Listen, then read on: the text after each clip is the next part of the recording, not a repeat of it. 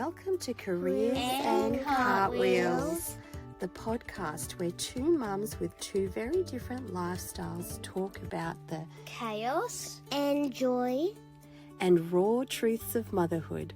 Whether you're juggling meetings or mastering messy play and learning plans, there's a place for you in our mum community. Hello, ladies. Welcome to Careers and Cartwheels. Thank you for joining us. We have a special guest on today. We have my very good and old friend Szendi. Hi. Hello. Hello. So we are so excited to introduce Szendi from our mum community today. So I can't wait for her to share her story. So Szendi is a mum of two. She left the workforce to stay home with her kiddos a few years ago.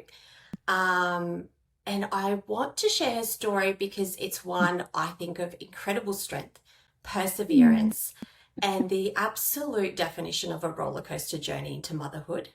But Szendi, I think, can also help us explore deeper the attitudes and the perceptions out in the community around motherhood. And that's sort of what we're all about, isn't it? Exploring those truths that we face every day. So, without further ado, let's just hand it over to Szendi. So, Szendi, who are you mum to, and who's in your family? So I've got two boys, a now 10-year-old and a 2.5-year-old.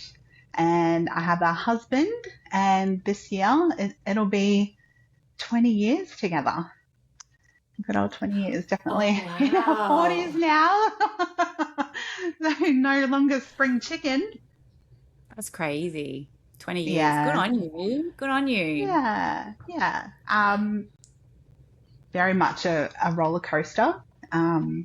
Motherhood was definitely, oh my gosh, what an introduction did we have. I have a 10-year-old. So we all would have had babies around the same time because my daughter's 10, Zana's boy's 10, and your boy is 10. So we've all been having our babies around the same time. So we've all entered motherhood for the first time together around the same time. Yeah. So, and our journeys getting here today have been very, very different. So I would love that. That's right. Yes. Yeah. And I think that's so important to highlight, isn't it? So Pam, you obviously stayed on the employment career path, and look at you go now with your career. Szendi and I both left our careers, didn't we? We had slightly different careers. We actually met at work. It was my first job out of uni. Yeah. You were doing obviously different role to what I was. But then we eventually both left our careers and we both stayed at home for different reasons. But I think let's backtrack a little bit. I think to really understand your journey, let's start at the beginning of when your 10-year-old, can I call him by his first name? Is that okay? Yeah, go for it. So when Seb was born, let's get into that, because you and I were pregnant at the same time. You had a fairly standard pregnancy, but things got a little bit scary and veered away from standard when you went to hospital to have him. Yes. Right? So that was a very scary start to motherhood for you. So do you want to introduce us to that a little bit? Yeah. So right throughout my pregnancy, I was told boringly normal, textbook pregnancy, everything's fine. And you just believe that, don't you? So I went along thinking that everything was going to be okay. And then it wasn't until maybe I think it was my last appointment with my midwife, because up until that point he'd been measuring as like quite a big baby. And then I went into this appointment and I can remember saying, oh, I'm getting really scared now. Like, he's measuring really big. Like, how big is he? And when she was doing like the pressing and, like measuring and just to sort of see where he was, she kind of looked at me and she was like, oh, no, he doesn't seem to be measuring quite big. He's probably more on the smaller side. And I probably should have questioned that a little bit further at that point. But, everyone just kept going on about like how fine everything was. And so I went along with that in my mind. And at this point too, I can remember having all these like nightmares. I don't know if you had like these nightmares while you were pregnant. I just kept dreaming about stillbirth. I kept dreaming about running out of time, things like that. So when the due date for Seb came along, I was so sure that he was going to come, and he didn't. And then the next morning, I woke up and I think I'd had one of those awful nightmares. And I went to the bathroom and I thought I'd lost my mucus plug. But I wasn't 100% sure because, first pregnancy, you don't really know. And so I think it was like 4 a.m. at this point. And I was just like, I just need to go to the hospital. Like something it doesn't feel right. My intuition was like screaming at me in a sense. So at that time, you didn't just rock onto the hospital. Like you called and you spoke with a midwife on the phone. And the midwife was like, oh, I don't know. Look, just come on in. Let's just check you out, just to be on the safe side. And so we went into the hospital, sat down and we were waiting. We got called in, explained just that feeling that I was having. And so they took me in and they're like, all right, well, let's just pop the baby on the monitor, and let's just see what's going on. And then, so they hooked me up to all the cords and, and they had the heartbeat going, and I could see that my stomach was slowly very, very just tiny little contractions coming on. And I'm like, oh my God, this is cool. This must mean, we're going to have the baby. I'm slowly going into labor. And they weren't very painful. They could have just been Braxton Hicks at that point. But then they did another round of heartbeats. I don't know. I think it was like a 10 or 20 minutes, like loops, and they just watch and watch and watch. And then they put me onto a third round. And then at that point, a doctor comes in and he says to me, look, baby's heart rate is dropping a little bit. We're not very happy with what's going on. So I think we're going to have to bypass your vagina. And I'm like, what? What is that? Like, what does that mean? Bypass my vagina? And I'm like looking. What they said? That's what this doctor said to me. We're going to, yeah. And I'm just like, I didn't even know what that meant. And so I questioned him, and he's like, look, we're going to have to give you a cesarean section. And I'm like, okay. And he's like, and I'm like, all right, well, when? And he's like, right now, so get up. And I'm like, oh my God. And he's like, come on, we've got to hurry. And so I'm like, what the hell is going on? And I'm like, I sit up, and all of a sudden nurses come in. They're like ushering me through the hallway. They're getting me to remove my jewelry. And they've quickly stopped into this like little side room, and they're like stripping me off and getting me into gowns. My teeth are like chattering. I'm like so scared, like not sure, like what the hell is going on. And anyway, they've like rushed me through to a room. All these people in there, I don't know, 12 plus people. And then they did their spinal. My husband Hayden was in there. My mum was like bawling. She was with me at the time, and then she's like had to leave, and she's like crying. Later on, I found out that she went down to the chapel to pray because she'd overheard the nurses say, or someone say, I can't remember, like a code, I don't know, some sort of code, but it wasn't a good one. And so then they started doing the C-section. And I can remember lying there, and all of a sudden I hear this baby cry. And I got excited and I'm like, oh, is that my baby? And they're like, oh, sorry, darling. No, that's the lady next door. She's also having a C-section. So I heard that baby cry, and I just remember laying there and feeling all the pressure, and like it it was very, very uncomfortable. It wasn't how they said, oh, you don't feel anything. I mean, I felt quite a Yeah. bit. You feel a Um, lot of tugging and pulling. a Like you lot don't of feel. tugging, a lot of pressure. Yeah. Yeah. Um, and then all of a sudden, like the sheet goes up. I feel that last bit of pressure where they've pulled him out, and then they're gone. And I'm like, what's going on? I didn't hear a cry. At the time, I had this little student midwife nurse with me, and she was wonderful. She came with me to all my appointments, and she just put on a brave face, and she's just like, it's okay, darling, you'll be okay. Like, everything's fine. You know, they just want to check him out. Like, everything's good. And so I was kind of left bewildered in a way. They ended up getting Hayden to go with them. So half the room left. I hadn't heard my baby cry. I hadn't seen my baby at this point.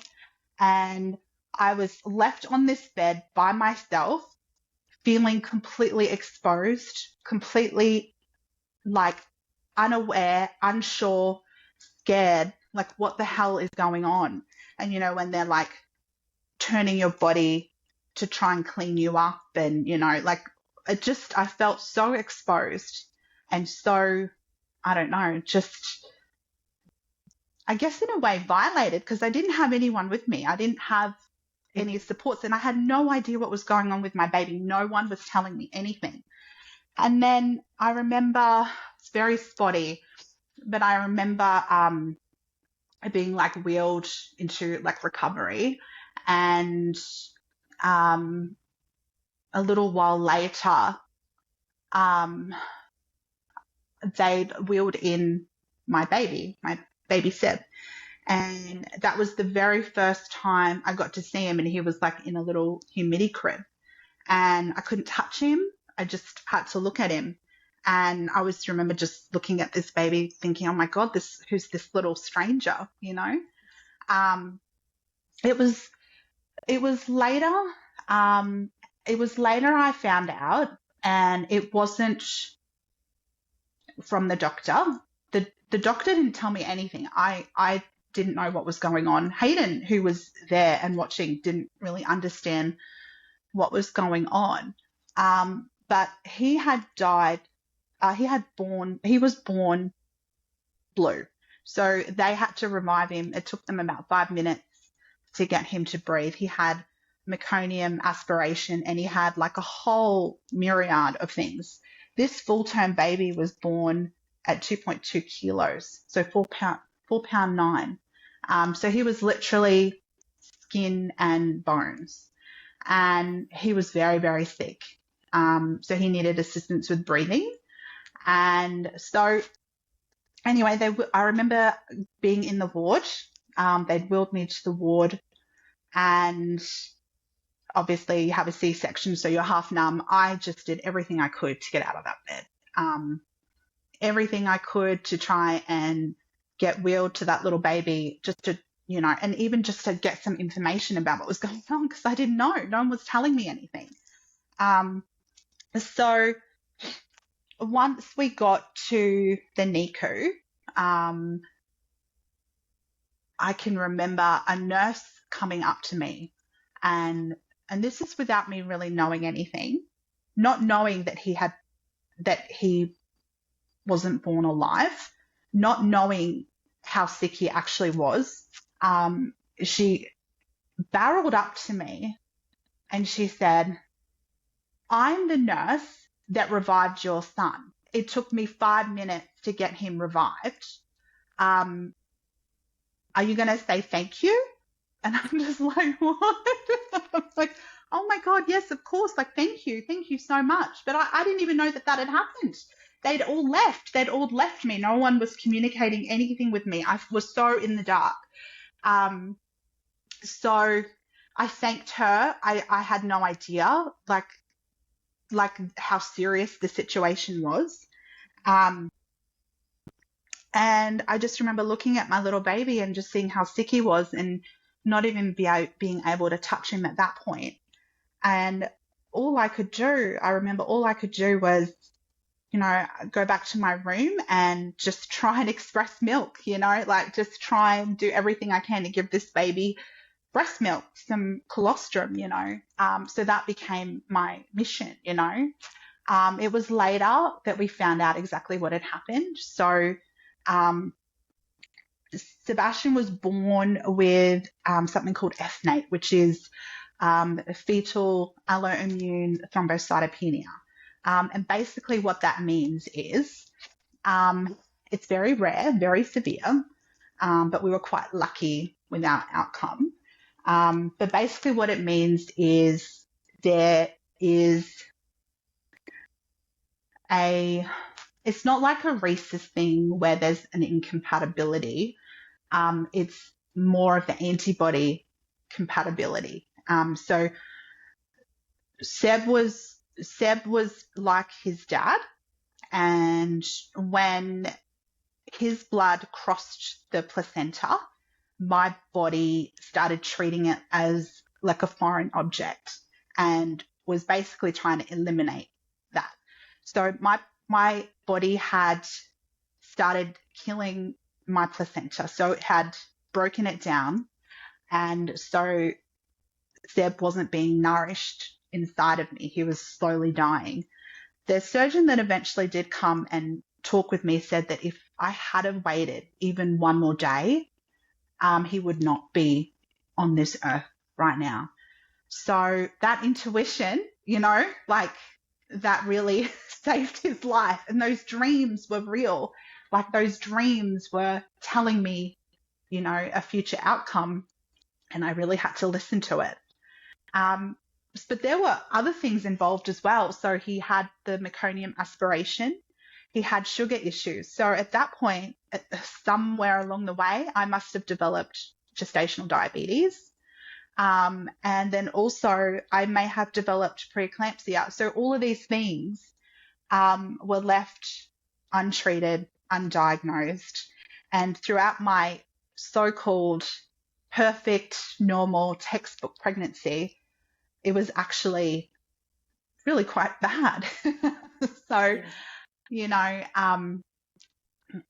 don't know, I've always thought, why are first pregnancies treated as such low risk when actually you don't really know what is happening, because these women have never had a baby before. So they don't have a history. So anything could happen. So that was my little boy's start of life, his little journey and our little eye-opening start to parenting, motherhood. So he was in the NICU for about 2 weeks. So look, we're a lot luckier than some, because Seb's platelets were very, very low, his platelet levels, but they weren't to the point where he needed infusions or transfusions. I'm not sure which one it is. So he was one of the lucky ones. If things had been any worse, he could have been brain damaged. Like he could have suffered brain bleeds. Like it's so scary what could have happened, and how blessed we actually are that regardless of everything in our situation, Seb pulled through. And oh my gosh, newborns, they're just so resilient, aren't they? So he also was born with hearing loss, and he also had some issues with his eyes, which we later found out.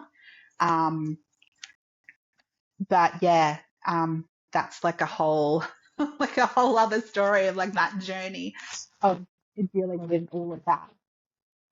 Yeah, we finally got him home, and we were able to start our journey from there. So yeah, could keep going on and on and on. But yeah. Oh, we've got a new little person joining Yes. us. So I guess, gosh, you were not just dealing with this introduction to motherhood, but all of a sudden your life went into just full chaos mode and survival Absolutely. mode, didn't it? Yeah. Like I remember you would come over because we had Mm, babies around the same time. I think Miles was born 10 days before Seb. yeah. And I remember 8 you would days. come over. 8 days. 8 days. Was it 8? Oh, was it 8 days? Okay. Yeah, 8 days.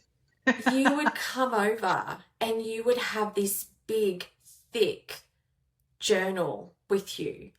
And Yeah. it was just chockers full of all these Mm, appointment slips. And you were the constantly red writing book. things down. And I Yes. remember looking at it and I remember saying to you, what is that? And you said, Yeah. oh, this is just all my appointments for Seb. And I Yeah. like absolutely mind blowing. You're a Yeah. first time mum. You're dealing with not knowing what is actually going on. You're sleep Yeah. deprived. You Oh, were not yeah. prepared for this because, like you said, No. there were no diagnoses. There was no education. There was no preparation.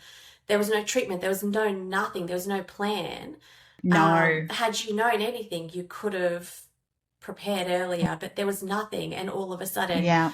you handed this baby who is a So miracle thick. and A miracle. incredibly lucky. Yeah, like incredibly lucky to be alive. And your Mm, mum instincts, womanly instincts, whatever you mm, call them, kicked in and saved his life. And then you're not only carrying around this baby and this, you know, all his bag and his nappies and wipes and everything, but you're carrying around this massive, heavy book full of all these appointment slips and information and yeah. information sheets and all this stuff that you're dealing with. So Yeah. Yeah. that was There, your there, introduction to motherhood. there was a lot. There was a lot.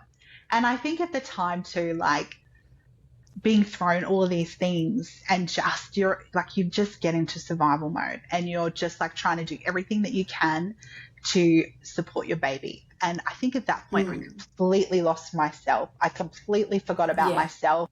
I was just, it was all for him, everything.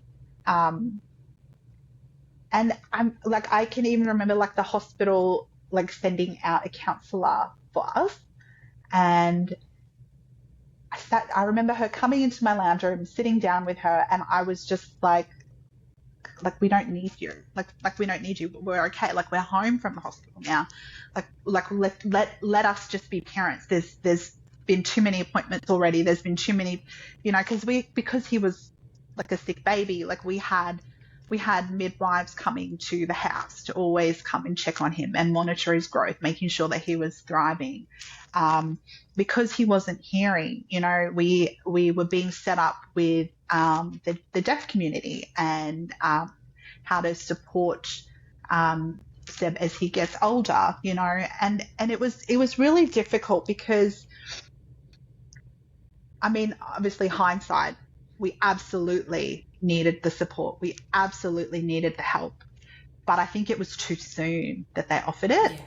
And then by the time we actually realized that we needed the help, that help was gone. We no longer could access that.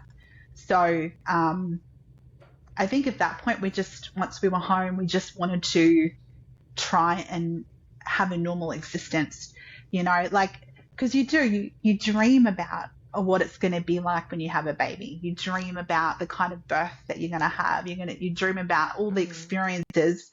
And then when you don't get that and it's completely not even on your radar, as to the extent of what could actually happen, you kind of need to grieve that, you've got to, and I definitely grieved that. And I think as women, we blame ourselves for all the things that my baby was going through. It had to be my fault, right? I was just going to say, you start asking yourself all these what if questions, like, what if I had have taken that extra multivitamin, or, what if that one sip of beer, and you start punishing yourself because you feel like your body should know And what my to do. body did this. My body attacked him, my body did that. Yeah. I couldn't control it.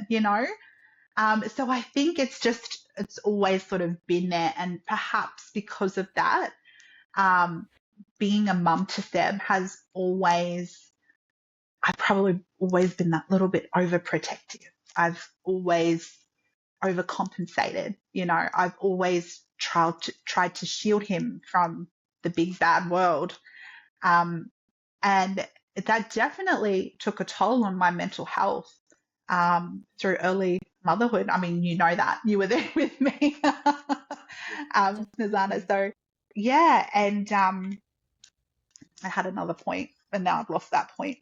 Um, but yeah, so that was definitely tricky. And then I also have to take into account my husband as well. So I think, I feel like thinking about it now, I think I kind of pushed him out a little bit and Yeah. just sort of took over. Like no one could do anything the way that I felt like it needed to be done, and so I don't know. And I did that to a lot of people as well, like my sister-in-laws, they all wanted to come and hang out with the baby and have sleepovers and babysit and do all that. And I just could not let go. Yeah. I felt like, I don't know, why do we do this? Why do we do this? Was it only recently that you allowed Seb to have a sleepover at his Mm, auntie's house? yes, so for the last, I think, 2 or 3 years, he's been able to do that. Yeah. Yeah. So it took me Yeah. a very, very long time to, try and let go of that and give him those one-on-one opportunities with his family. And Yeah. yeah. But I mean, look, Seb, whilst he's better,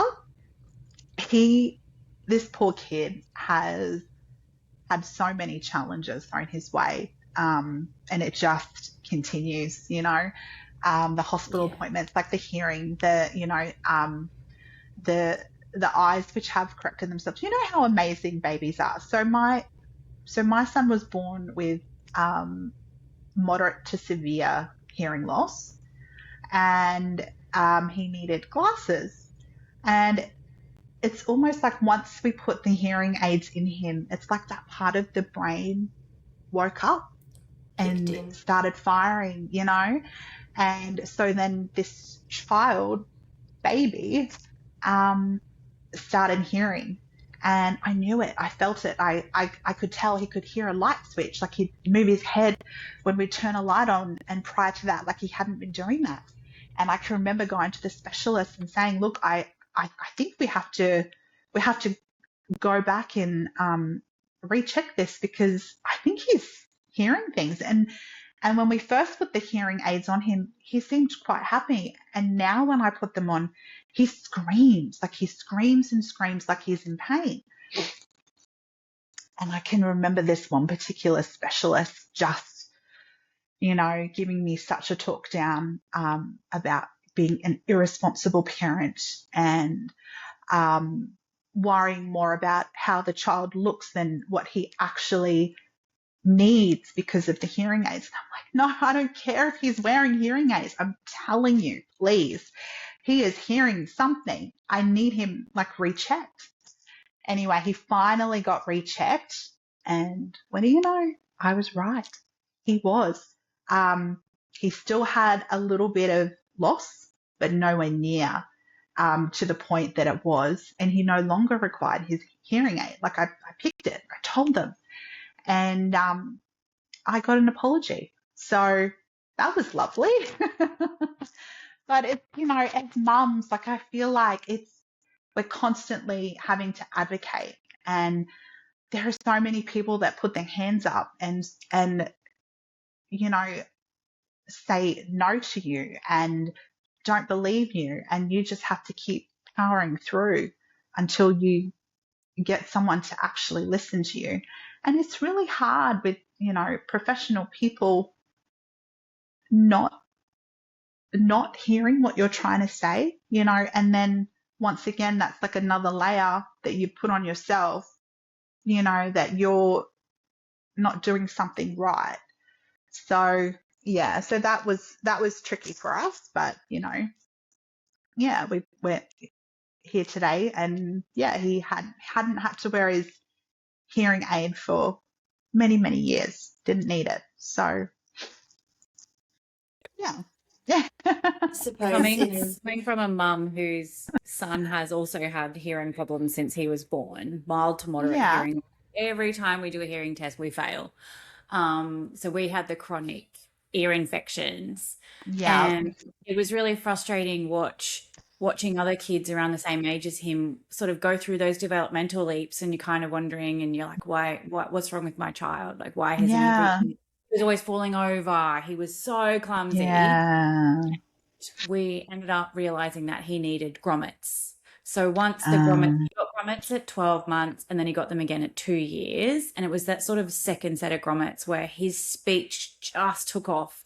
Like, yeah. it was unbelievable. And you Yeah. sort of just go, how much was he not hearing before? Yeah. Yeah. To the point where now I've got his daycare educators and stuff saying to us, like, his speech is just like out of this world. Like, he's so well developed for his age, considering 6 months Yeah. prior he barely even said mum or dad. Wow. But it's the point I'm getting from your story is, thank you for sharing, by the way, is you have to listen to your gut as a Yes. mum. yeah, You have 100%. to listen to what your gut is telling you, because Yes. we've got all these professionals who we trust, right? We trust them because Yes. they are yeah, who they are. But at the end of the day, we know our child better than anyone. And you just That's have to be right. an advocate, right? You Yes. have to stand up when you're not comfortable with the decision that they're making, or if you think something's not right, you just have to stand up. Yeah. yeah. Yeah. And how scary is that? But also, how sad is it that that is the case, that we have Mm, to fight to be our child's voice, that we have to fight to say, as mum, I know this kid, I'm with this yeah. kid 24/7. I Yeah. know that Yeah. what you're saying is not correct. Can you please just check again? Or Yeah. can you please review again? Like, and Yes. how sad is it that as mums, it's like, you're the professional, you're Yeah. trained, so Yes. therefore you know better. Yes. I know Yeah. there has to be something said for, yeah, like you said, those gut instincts, those Yeah. mum instincts. And it's like a reminder for Yeah. us to listen to that, and for the Yes. world to hear us, for the doctors, the professionals, the community, everyone in our circle to listen when we're Yes. saying no. Yes. Yes. That's right. Mm. Yep. And I know So so yeah. many mums who would be listening to this who would be saying the same thing and nodding away, saying, yes, I had to advocate, or, yes, I had to fight for that. Yeah. So, And I really feel good like, reminder. yeah, and on this journey, I just feel like we have to just keep fighting. Like there's just That's been your it's 10 never years, hasn't it? ending. And it's still a Yeah. fight. Oh, it's still a fight to this day, Yeah, But I mean, it's a fight that you do. I mean, it's you love your kids. You're going to do anything you can for them. yeah, But yeah, you do. You just sort of get to a point where you're just, please just listen. I don't want to fight anymore. yes, Um, yeah, so obviously with Seb, like things didn't just end there. yeah, We had a lot of we had a few issues with milestones. We had a few um, lots and lots of tests all the time, tests, hearing tests, eye tests, MRIs, checking for, brain damage, and, yeah, it, it was ongoing. And then we were referred to, child development, and, OTs, and, going through all of that just to make sure that he was staying on track with, his milestones and everyone else, and see if there was any interventions that need to be put in place. And so, oh, these keep falling out of my ears. So I guess we'd always sort of had that, we always had that fallback. And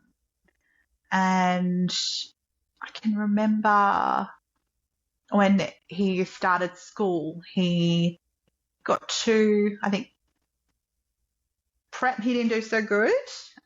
He did struggle. I probably should have kept him back a year, I felt.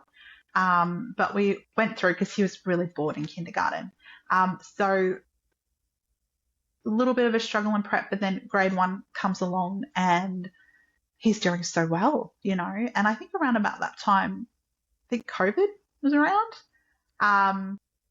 So access to services was quite limited.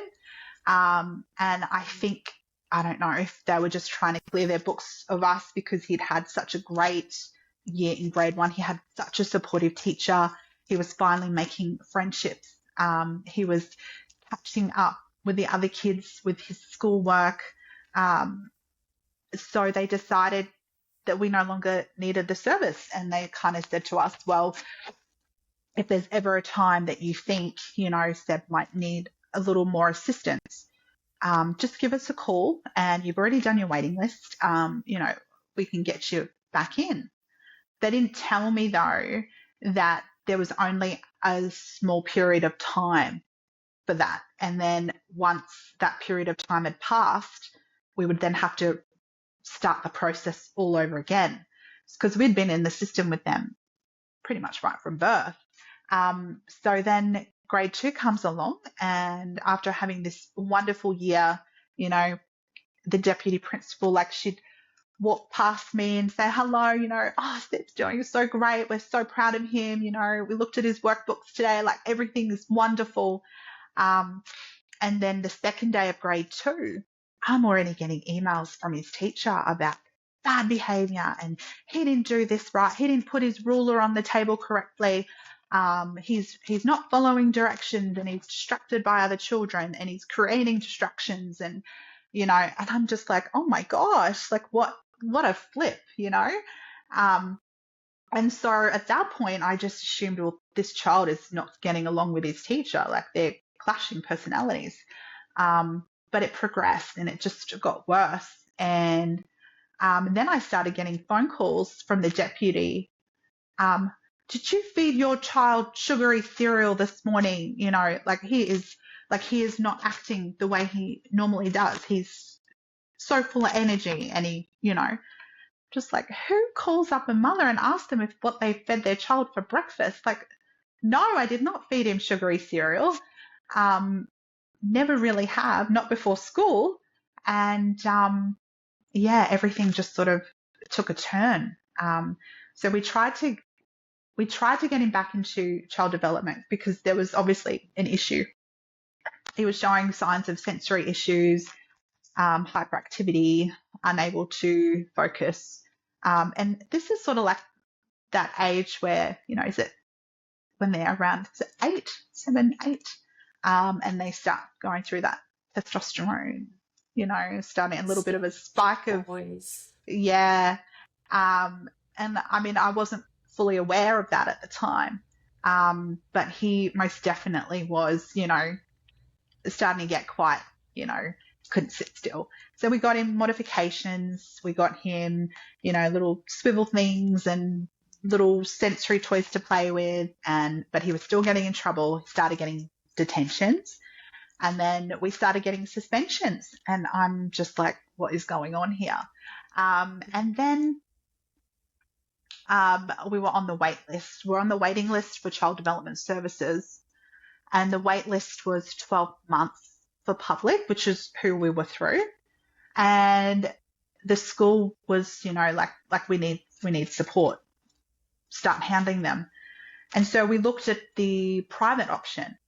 And this particular year, 2 of the head specialists in Brisbane had retired. So all of their caseloads had been dispersed through the other paediatricians. And the wait list was 12 months. So I could do private with a 12-month wait list, or public with a 12-month wait list. And like I said, we'd already been through public, and we were already familiar with the people, so we just went back and kept public. But then 12 months came and went, and we still didn't have any support. No one was calling us, no one was, and his whole little life seemed to be falling into a bit of a crisis. He now at this stage was in grade 3, and we had to get him rechecked for hearing. It turns out that on one of his ears, he had to go back to wearing a hearing aid. As he's getting older, his hearing is starting to decline. So while he was fine before, now we need to look at some interventions. And so he went to school and was severely bullied for wearing this one little hearing aid, and became so afraid of even speaking to his peers that he started to pull himself away from other children. And he was alone in the playground. He felt like he was constantly being yelled at by his teacher. He wasn't quite understanding what he needed to be doing at this point, and things were just getting to a crisis point. I couldn't even get him to school. He would cry and scream and break down, and his little body would be shaking. He was just so full of fear, so full of anxiety. And this was even just trying to get him through the school gate. I can remember once out on duty, I wasn't there. My mum took him to school this particular day, and the guidance counsellor was on school gate duty, and my mum couldn't get him out of the car. And so when she pulled up, she was at the school gate, and she was, trying to get him out, and he's screaming, and even through witnessing all of that, the school didn't set anything up. They didn't help with any of the transitions. They didn't, there was nothing. And so I had enough of this school at this point. I felt like they were making things harder instead of helping to make things better. Yeah, I'm very curious to go down that route of the school and how many schools you went to find the right one, because my stepson is ADHD, and we had him in a private school, and it was just not the right school for him, and now he's in a public school. We've had not one issue with him. So I'm a firm believer that not every school is the right school for the child, and that sometimes you need to go to multiple schools to find the right fit for your child. So maybe you could tell us a little bit about how that school process and how you identified that school that fit Seb better and fit the family better, and got him to a point where now he's actually doing really well and happy and thriving, dare I say. You know what? Without, jinxing anything, like knock on wood. Well, a really good tool for us, mums groups, on Facebook, they're actually amazing. We were going through, I was going through all these websites, and I didn't care about the school academic levels. I really couldn't give a shit about that. I just wanted to find a school that was going to support my child. And I already knew private school probably wasn't good for him. I'd heard a lot from other mums that have said, don't put your child in private school if they've got neurodiversity, because they're just not really that set up. And I think they're more about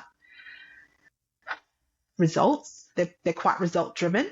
I just wanted a place where he would feel safe, and he wasn't feeling safe in this school. So I went through, and it was just random that we happened to come up to Toowoomba on a weekend, and we found that it was just so beautiful up here.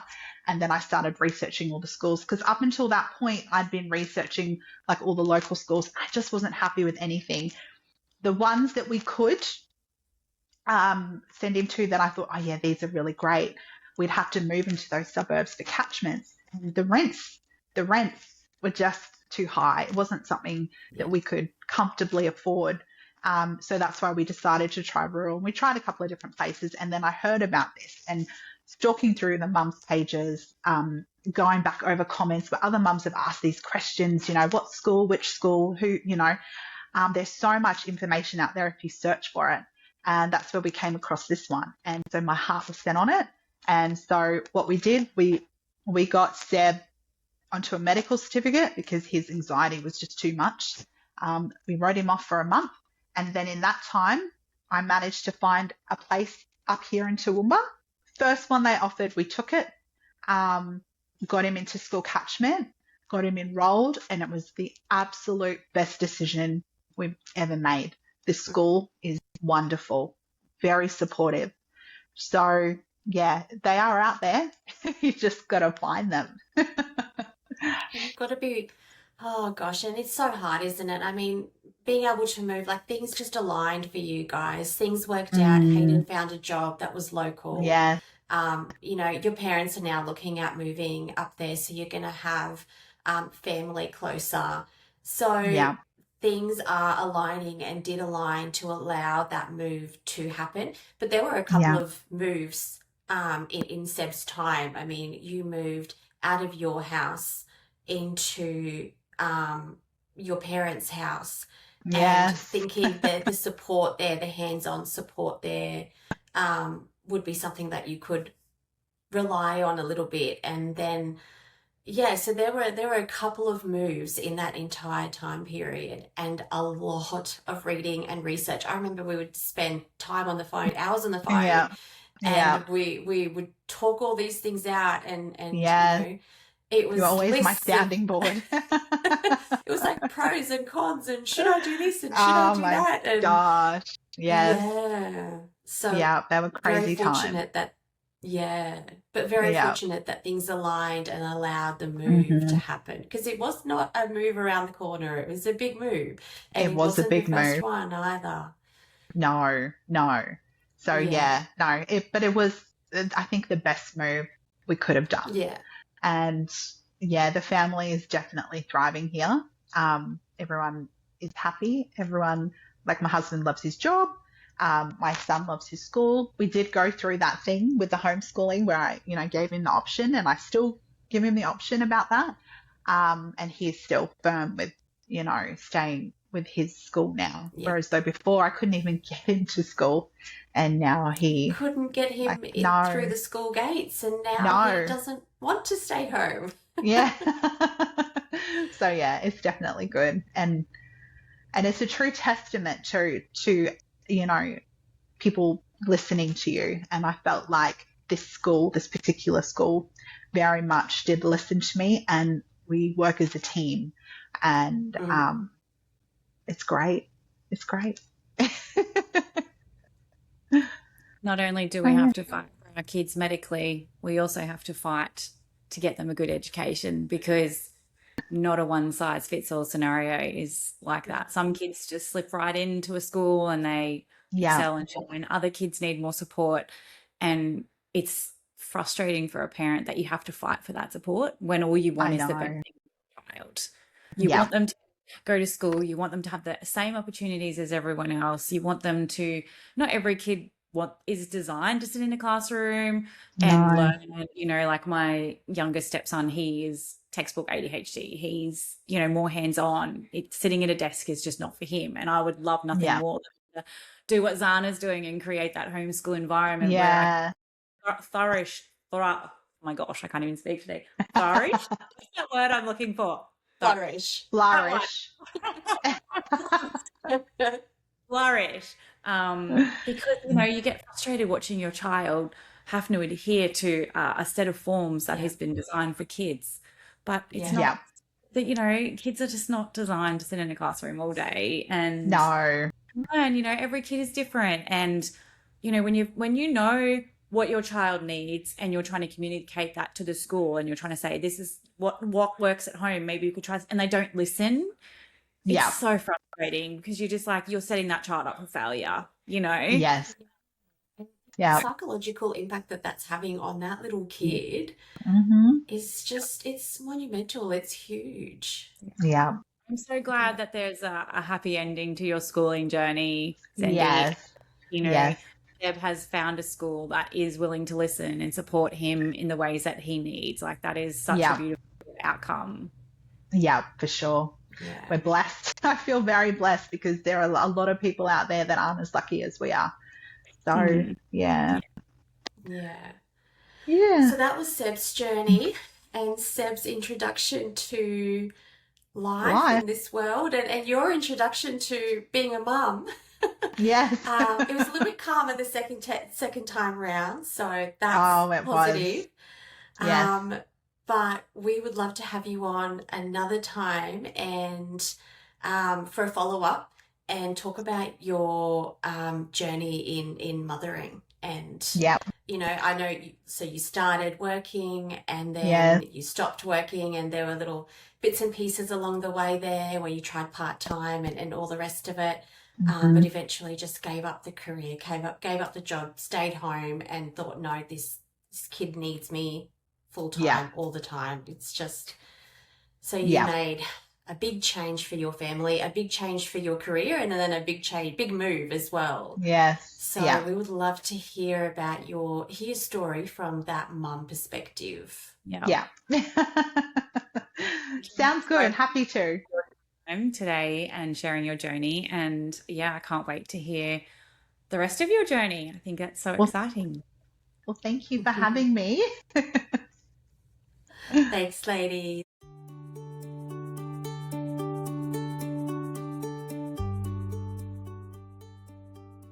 We hope you have enjoyed listening to our podcast and that it brought a little inspiration to your day.